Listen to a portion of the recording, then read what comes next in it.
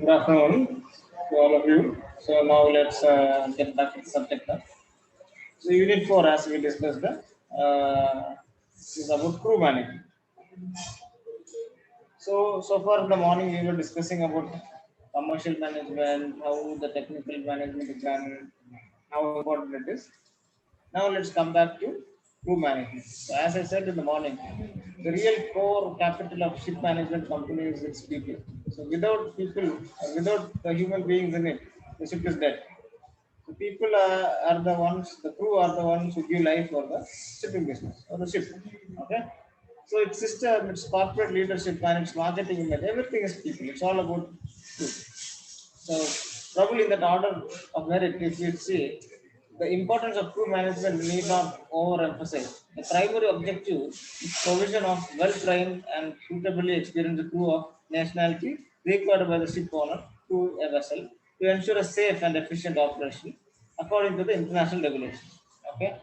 So it includes maintaining well-laid out crew recruitment policy, training, maintaining, and quality of working life.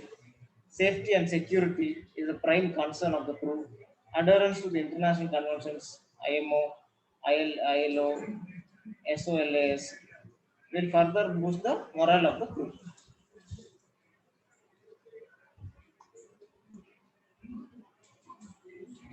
So now, when you talk about crew management, the primary objective of crew management is the provision of well-trained and suitably experienced crew of the nationality.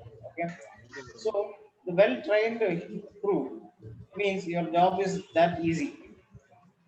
Your work is 100% because you can't afford to make any lapses during your work. So the safety of the what is the safety of the crew, safety of the other vessel members, safety of the vessel members, accordingly the safety of the other people who are sailing in the other vessels are also laying on crew, because any human error can make a lot of damage to vessel which is floating on the vessel which you are running or moving. Similarly, it can go and hit some other vessel also. So that person also, that people, that goods, everything is damaged. That is why it is important to hire or have a very experienced crew and the team of vessel to have a very strong experienced crew member. So in case if you technical management crew member is made up of different service elements. Okay. So dealing primarily with the human ware as opposed to hardware, service delivery requires a different approach and set of soft skills and technical management. The need of harmonization between the technical and personal departments in a ship management company can be it can be very hard to achieve. But nevertheless,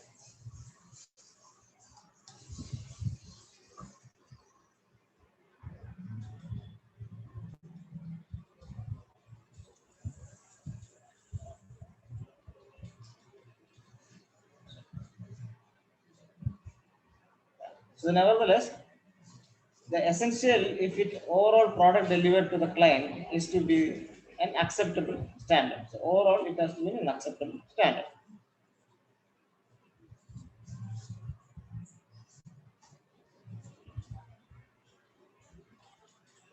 So the crew department. So administering ships, crews demands a well-disciplined organization. Okay. Apart from the recruitment of men themselves, the task of ensuring they get correct wages at the correct time is very vital. If a crew is working for 6 months or 7 months in a mission, on a voyage, and if the wage is not being given correctly, and if it's not given on time, it will affect their work, the way how they work, their mental trauma, everything will be a problem. So it is a administrative responsibility to give them the proper wage on correct time. Okay, the ship's crew are too remote to be able to look at their personal department to clear up minor mistakes, and those left unattended soon become source of irritation and consequent poor moral. So the department therefore has to be well founded so that the data about basic pay, overtime, bonus feeds into the system without any hitch. So in many cases, the crew department takes on the task of passing some of crew members' wages to their next of kin in compliance with the allotment of agreements. In such payment may well be a wife's son or wife's only source of income, so that mistakes can cause considerable hardships.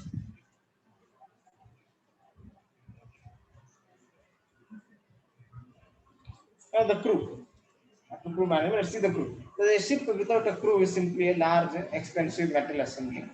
A ship without an incomplete or incompetent crew is, in the eyes of law, is unseaworthy. So, somewhat self-evident points are made to remind you that the crew is vitally important element in a trading ship. Whether one is directly involved in the crew matters or simply has a communicated with the ship from time to time. Knowledge of human consistent is in a working ship is very essential. The size of ship's company of officers and ratings will of course vary in first instance according to the size of ship. But other factors can influence the numbers, say the complexity of the ship will have an effect of the as well as the flag of the carrier. Now later, because different countries have different laws about manning, which have come about by combination of their views on safety and incidents of labor unions.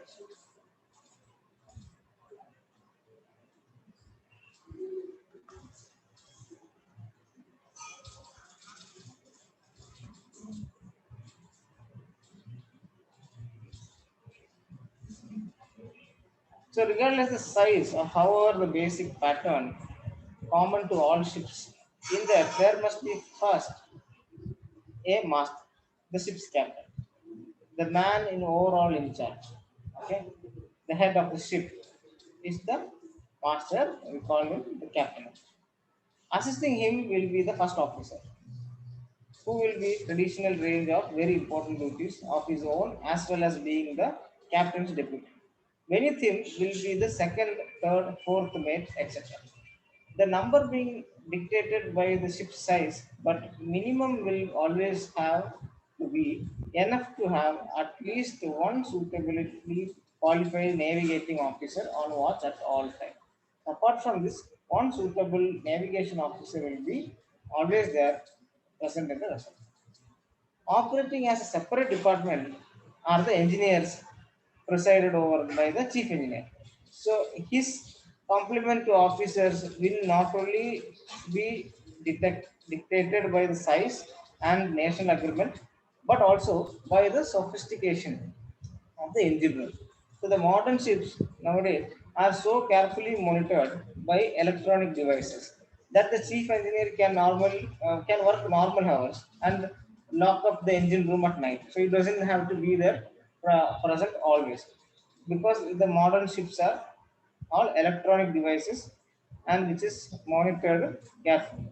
Okay. So leaving the computerized sensors to set off alarms to wake him up in emergency occurs, so that he can be little relaxed and can work in the office hours only. Some ships carry an electrician in addition to the other engineering staff.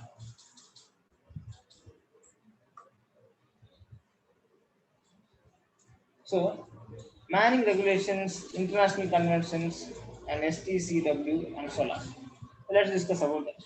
So trade unions. So now we all are aware what is trade unions. Okay, trade unions are all traditional seafaring nations have well established maritime trade unions which have negotiated with the employer. Most of the companies have trade unions. They are all part of it. Now in India also, if you see, there is a lot of trade unions in each and every industry. Similarly, for this also, we have trade unions. So this trade union usually are on a national basis. There are some who say that unions very successes have contributed in part to move the towards a flagging out and all. But be at the set, one can well understand the dismay of maritime unions as progressively more devices are found to enable the ship owners and managers to avoid hard-won conditions. Now, the problem eventually lies with the wide variations in both the cost and standard of living in the deployed Western nations as compared with, say, Philippines. For people from such a country, a wage far below that of a Western seaman can be a fortune, in contrast to that which his comrades ashore are being paid.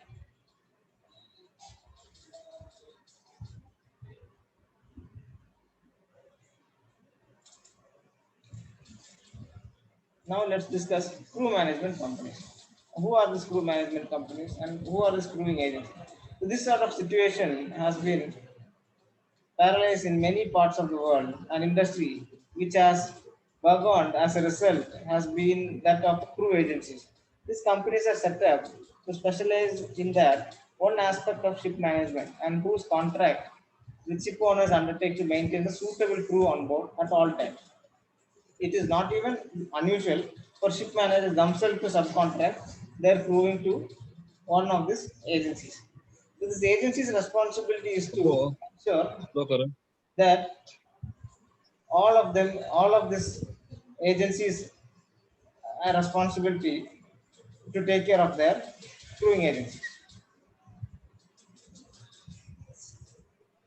So the main advantage they provide is that the ship owner or manager could be based in, say, about the UK itself, but not being the employers of the crew, they are not bound in UK's employment laws.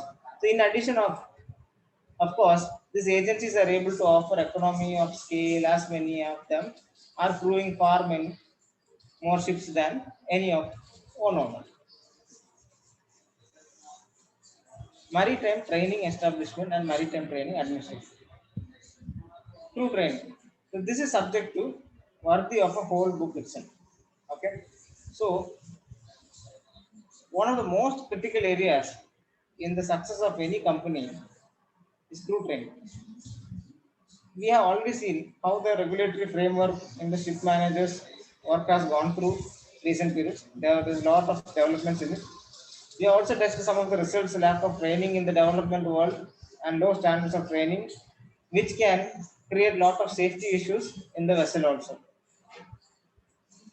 So, what do you mean by training and how do we define it? So, the training consists of classroom work, which is theoretical one. Then comes distance training. Then you have on-the-job training. Specialized external courses are there. Several workshops are conducted. Attendance at conferences, seminars, and interactions are done. Special assignments are given. New articles and books and videos are being shared and read. At the same time, simulation is also part of it. These are all training included in the training session.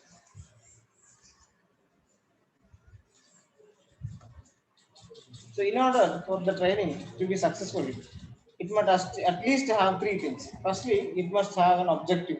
What is the objective of the training? Secondly, it must be measurable. Just as you read something and leave it off, doesn't work that way. So once the training is conducted, it has to have an objective. Similarly, it has to be measurable. Measurable, how do we measure it? So it has to be evaluated. You will have to evaluate it, or regular exams has to be conducted so that you know how much is your target achieved on this particular objective. And thirdly, it must satisfy the trainee's perceived needs. If it is not the motivating, it's not to motivate you. So these are the three things which has to involve in the training. Training almost by definition has limitations. Okay, so it can improve knowledge and it can instill or change behavior. It cannot by itself alter attitudes. It has to attitude has to be within. So that requires education and experience. So our task, therefore, in arranging training within ship management is to cover a lot of ground and also match the manager's requirement to needs the seafarer. Now, how does the recruitment process happen? In the previous paragraphs, we have emphasized that there is a lot of responsibility resting on the shoulders of few officers.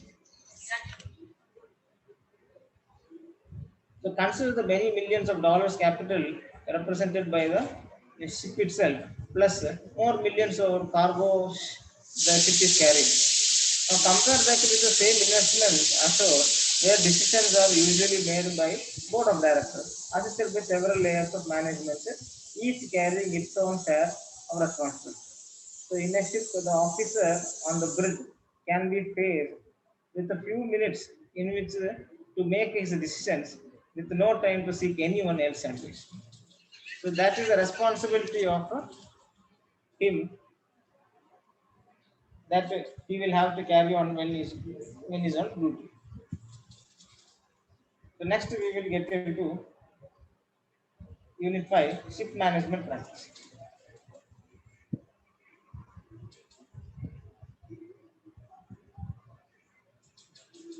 We'll take a 2 minutes break before we get into this.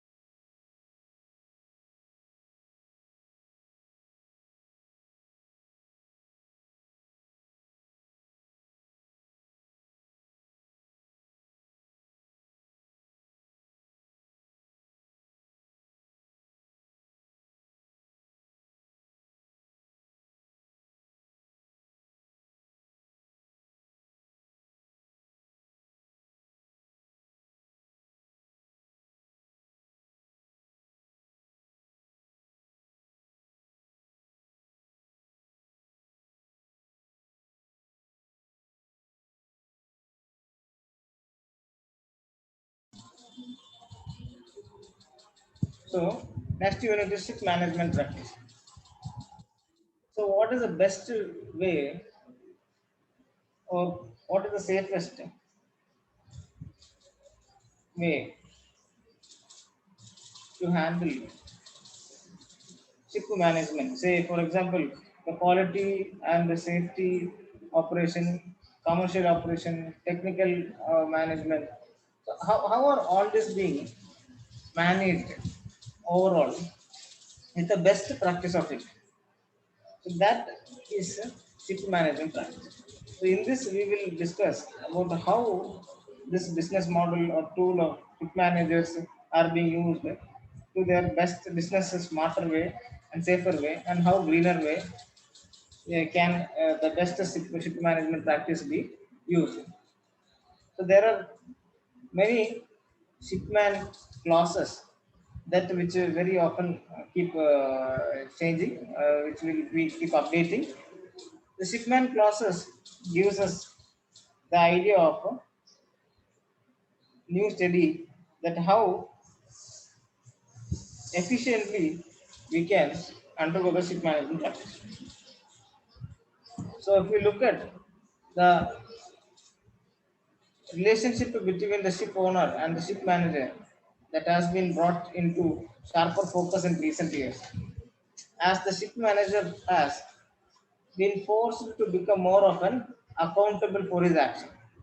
So the ship manager have made conscious efforts to introduce a safety, quality management disciplines since late 1980s as the way of achieving higher professional standards.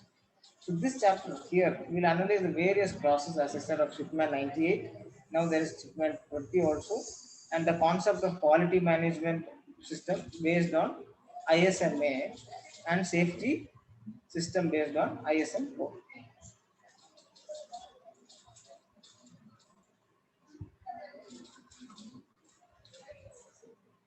The management agreement, BIMCO Shipman. In the view of large amount of money and capital assets involved, a very clear written agreement is essential if disputes and misunderstanding are to be avoided.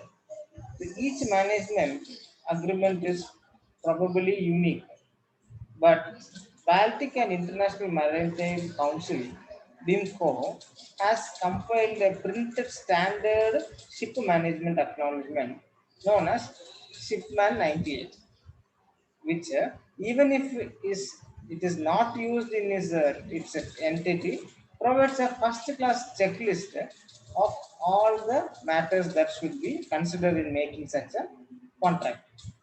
So this contract details are all shared in your syllabus.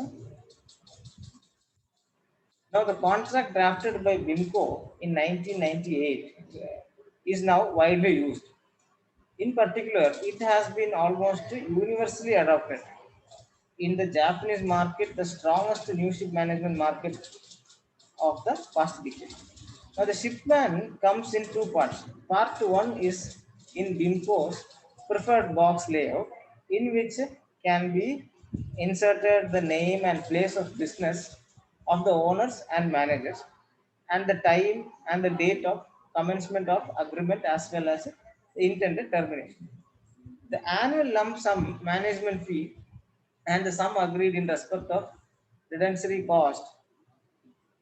Other boxes are used to indicate the management service contracted, including crewing, technical management, insurance, freight management, accounting, chartering, sale or purchase, provisions, bunkering, and operations.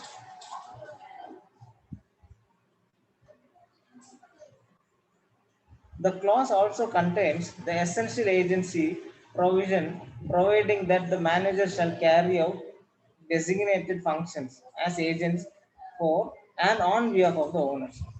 Owners can't be present everywhere, correct?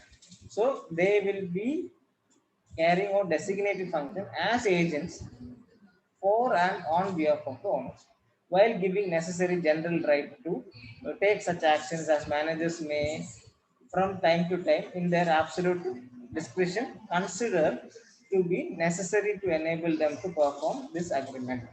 So, in accordance with the sound ship management practice, ship management is not a predictable occupation. So let's see what is ISM code, International Safety Management Code. So the shortest of this is ISM. The code itself published by IMO barely covers 8 small A5 size pages. You can find this in Google also, it is there. Huh? And it traces its development through 5 earlier IMO resolutions. So for the purpose of giving it a home and facilitating enforcement, ISM is Chapter 9 of SOLAS. It will, however, have a huge effect on how shipping operations and its approach to the safety culture within the industry. So we have seen the above approach of P&A clubs and USCG, how the culture change will depend on attitude and actions of people to make it a success. ISM also asks no queries.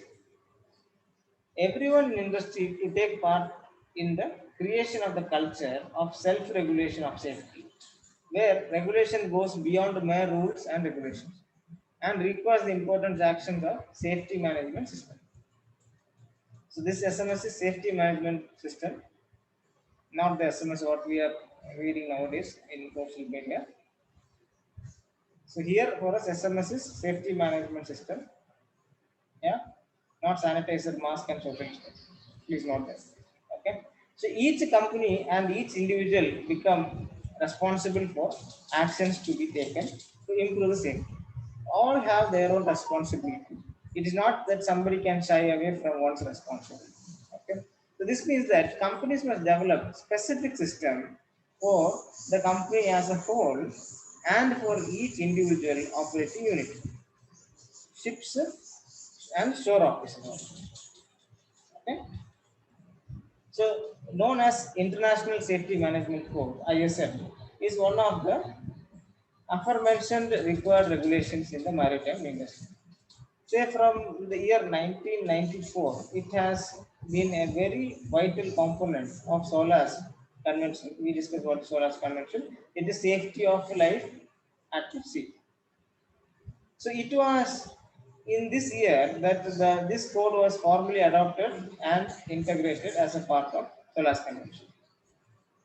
In the other words, it can be also highlighted that the ISM code shipping is an intrinsic part of Indian Maritime Organization. So in its efforts to ensure, maintain and effectuate the safety of seafarers as well as stimulously providing a pollution-free zone as a sector entirely. Now, it can be said that the code focuses on bringing the aspect of maritime safety to a common platform for a vessel of all nationalities. Okay. Now, this estimates any discrepancies that could arise about the maintenance of a much needed safety protocol. According to stipulations of the code, it is mandatory, it is must that all ships follow this code. So in order to execute its appropriate functionality, ISM code is supported by a safety management system. So this system, abbreviated as SMS, we explained earlier, safety management system, details where is the requirement that need to be followed, like what are the requirements for it, establishment of managerial committee to oversee the various proceedings. Next is to ensure the managerial officers carry out their outlined duties appropriately. Then corroborate the differences between the outlined responsibilities and actual performance to resolve them. Then the audit the vessel, both internally and externally, so that it eliminates all possibilities of safety problems are clear.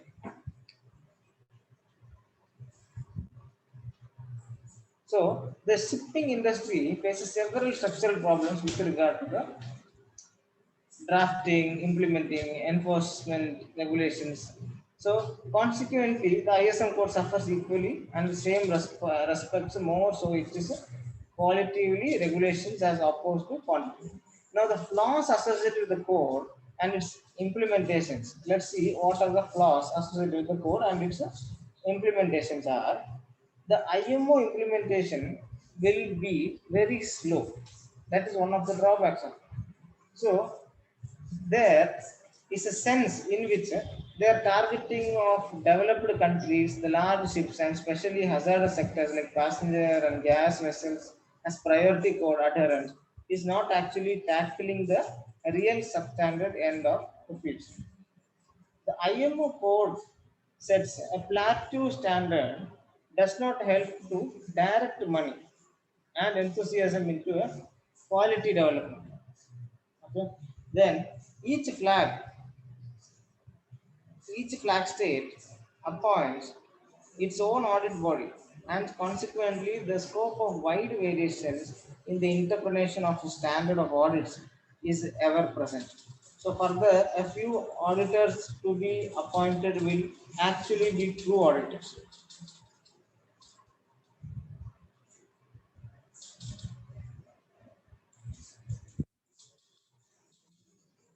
Now, the International Ship Managers Association (ISMA) Code of Ship Management Practices. So, this International Ship Managers Association produced a code in 1992 designed to cover all the major aspects of the ship management that could reasonably be required in order that a company could call itself a ship manager. But it also established a minimum level of service required. When if you want to establish itself as ship manager, it also had established a minimum level of service which is required. Now the ISMA core committee took as its starting point the ISO 9002 model for quality assurance and attempted to interpret standard in a way that would be general for all ship managers, thus avoiding many of the traps found in the bare interpretation of ISO 9000. So it also took into account other requirements such as IMO guidelines, Resolution 741 that later become the ISM code, the oil manager requirements, functions of insurance and accounting. So in addition to the basic needs of code, also attempted and to outline the minimum expectations that a client might have a ship manager to her need or have. So this outlined as the ethics expected of an ISM member.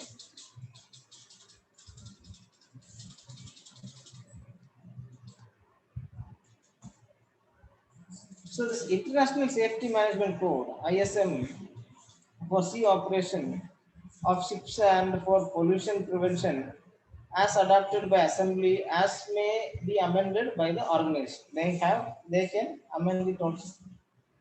Now, the purpose of ISM code, main purpose of ISM code is that it is to ensure safety at sea, prevent damage to property, personnel, and environment. So in order to comply with the ISM code, the company operating the vessel has to be audited first. Okay.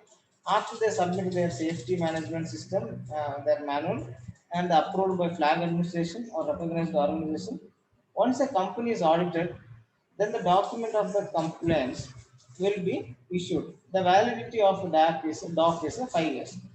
Every company is subject to auditing every year, 3 months before after the anniversary date, before the dock expiration date. So upon using the dock to the company or managing company, each vessel can be audited to verify vessel compliance with ISM code. Each vessel will be issued SMS safety management certificate valid for 5 years and subject to verification and compliance with the ISM code between second and third years of certificate validity. That was the procedure of audit and how it will be verified. Now, safety management system manual consists of the following elements. What is in SMS? So, commitment from top management, a top tier policy manual, a procedure manual that documents what is not done, what is done on board of the ship during normal operations and during emergency situation. So, and the procedures of conducting both the internal and external audits to ensure the ship is doing what is documented in the procedures of manual. Just keeping manual, no point. So, there is another cross check. An external audit also is being done whether the procedures are being followed or not. Correct? That is also being done. These are all in part of SMS. Now, a designated person assured to serve as the link between the ship and shore staff to verify the SMS implementation is done. Then, a system for identifying where actual practice do not meet those that are documented and the implementing associated corrective action. Regular management review is done. Also, now the ship must be maintained in conformity with the provisions of relevant rules and regulations and with any additional requirements which may also be established by the company. Now, comments from auditors or audit body and from the ship are incorporated into the SMS by the headquarters. The requirements of ISM code may be applied to all commercial ships over 500 feet. So the ISM code is a chapter in SOLAS. If SOLAS does not apply, then ISM is not mandatory. Compliance with the ISM code is sometimes required by vessel client regardless of gross tonnage. The ISM code was created by the IMO and Kirby Marines Captain Graham Gottfried, a specialist advisor to the House of Lords in the UK on the ship safety, among others. So this code was created by IMO and Kirby Marines Captain Graham Gottfried, who is a specialist advisor. So they all were the committee members who created this special IMO. These are extra information which is not in your textbook.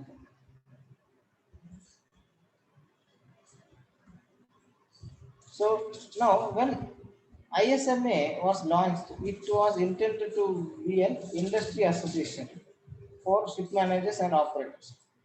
So the entry requirement was chiefly compliance to ISMA code, and suitable honeymoon period was introduced in order to allow members to achieve this.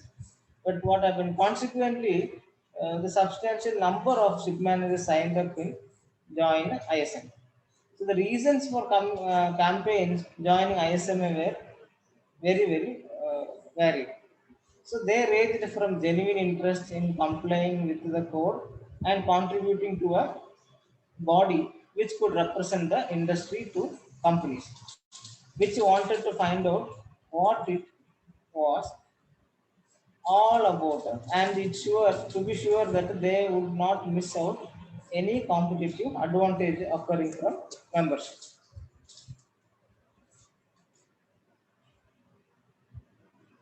So overall, if you look at ship manager's responsibility are regulated by contract. Okay, so that will be discussed. The ship management contract. But as recently years in the 1980s, many of these contracts made no direct reference to liability or relying to the agency, construction to regulate responsibilities or owners of the ship manager. So the shipman contained a responsibility clause 18, which makes the ship manager liable to the owner. Then we discussed about the ISM code, which provides administrative policy regarding the safety management, the operation of ships, and protection of environment. It has also been made. The implementation code is the flag's responsibility. The ISMA code, on the other hand, designed to cover all the major aspects of ship management that could be reasonably required by the shipping company. So all this will be discussed in this subject.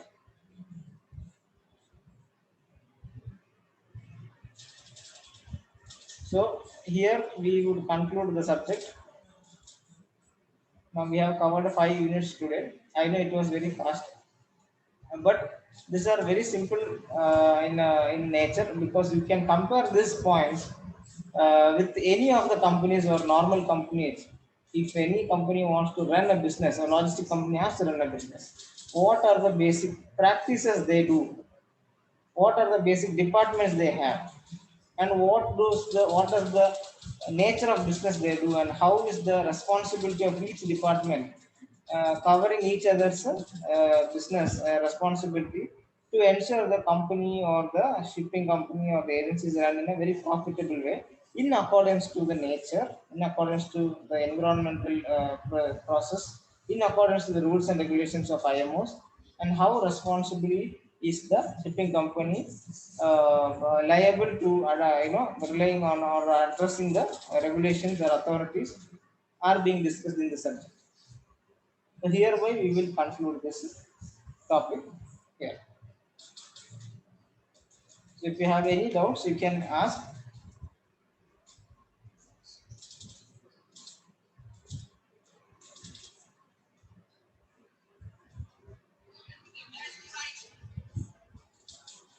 So you can reach us for any further doubts or anything. These notes also I think will be shared to you. There are few information which is out of the syllabus, which you can keep a note on your future interviews also. It will be helpful. So we can conclude today with this. Thank you very much.